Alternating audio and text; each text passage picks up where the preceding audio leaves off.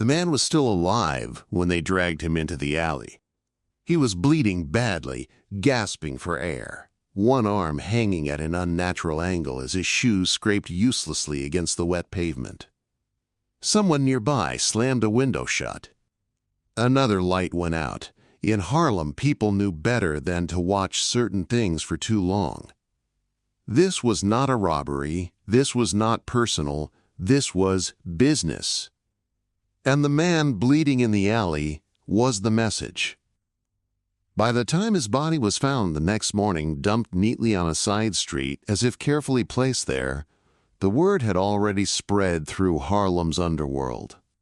Not through newspapers, not through police reports, through whispers, looks, and silences that said everything. Someone had crossed a line. And Bumpy Johnson had noticed. In the mid-1930s, Harlem was a pressure cooker. Prohibition had turned the neighborhood into one of the richest illegal markets in America, and that kind of money never stays uncontested. Every major criminal organization on the East Coast understood the value of Harlem's numbers racket, its gambling houses, its nightclubs, and the rivers of cash that moved through them every single day. But Harlem was different. It was not owned by Italians. It was not run by outsiders. It functioned on trust, on relationships built inside a black community that had been exploited long enough to know when someone was trying to take something that didn't belong to them. At the center of that system stood Ellsworth, Bumpy Johnson. Bumpy was not loud. He did not make speeches. He did not give interviews. He did not need to. Harlem already knew who he was. They knew which favors he remembered, which debts he never forgot, and which lines could not be crossed without consequences that did not involve police, courts, or second chances. Lucky Luciano knew this too. By the time Luciano consolidated power in New York, he understood that brute force was a blunt instrument. Dutch Schultz had proven that. Schultz had tried to take Harlem through violence, flooding the streets with blood, terrorizing numbers, bankers, and believing that fear alone would force submission. It failed. Schultz died because of it. Luciano learned the lesson Schultz never did. Harlem could not be conquered. It had to be negotiated with. But negotiation required leverage. And leverage required pressure. That was where things began to go wrong. The first signs were subtle. A bookmaker disappearing. A runner beaten badly but left alive. A gambling den raided not by police, but by men who were too disciplined, too organized, too quiet to be random. Bumpy noticed immediately. He did not react emotionally. He never did. Instead, he began asking questions, quiet ones, the kind that did not sound like questions at all. Who had been seen talking to unfamiliar men? Who had suddenly started moving money differently? Who was behaving as if they believed someone else was watching their back now? The answers pointed in one direction: New York. More specifically, Lucky Luciano. Luciano had not ordered an invasion. He was too smart for that. What he had done instead was allow certain people to believe they had his blessing. A dangerous ambiguity, one that tested boundaries without openly declaring war. It was a mistake, because Bumpy Johnson did not respond to ambiguity with caution. He responded with clarity. The man found in the alley was not important in himself. He was a mid-level operator, replaceable. But his associations were not.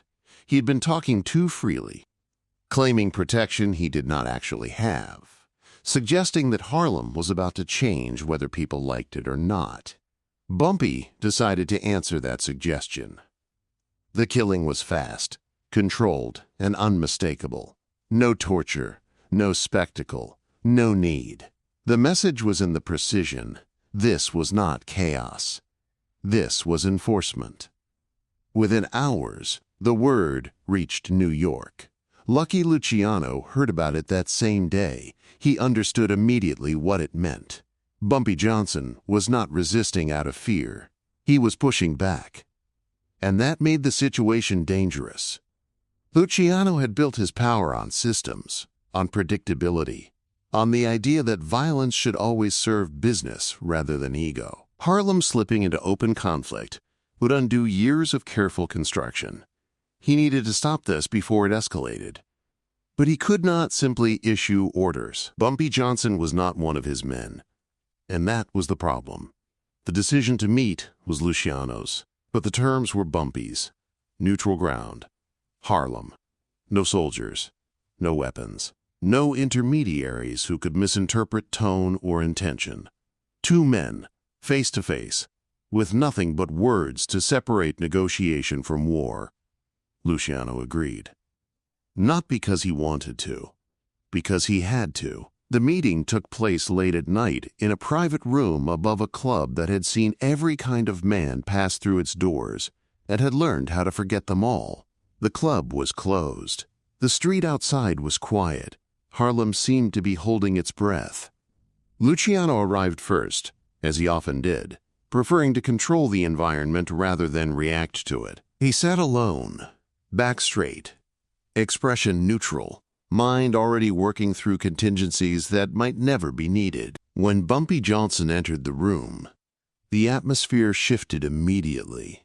There was no ceremony, no greeting, no attempt at politeness. Bumpy sat across from Luciano without asking. "You got people talking in my neighborhood," Bumpy said flatly. "That stops tonight." Luciano did not bristle. He did not argue. "That's not my intention," he replied. Bumpy's eyes did not leave his face. "Intentions don't matter," he said. "Results do." The silence stretched. Luciano chose his words carefully. "Harlem makes a lot of money," he said. "And money attracts attention. Some of that attention is useful. Some of it isn't." Bumpy leaned forward slightly. "Harlem makes money because Harlem runs it," he said. "Anyone who forgets that ends up like the man in the alley." Luciano did not flinch. He had expected this tone. He had earned it.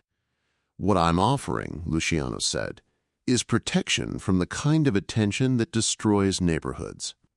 Outsiders, reckless men, people who don't understand the balance here." Bumpy considered that. "And what do you want in return?" Luciano did not dodge the question. "A percentage," he said. Quietly, consistently, and recognition that Harlem is part of a larger system. Bumpy smiled, but there was no humor in it. "You let people think they could take Harlem," he said. "That wasn't quiet. That wasn't consistent. That was sloppy." Luciano accepted the criticism without protest. "You're right," he said. "And that's why we're here." This was the moment where the negotiation truly began, not because of money, or territory, or percentages, but because both men recognized the same truth. Neither could afford a war. A war would destroy Harlem's economy, draw federal attention, and destabilize the very system Luciano had spent years building. It would also cost Bumpy men money and control, forcing Harlem into a chaos it had fought too hard to escape.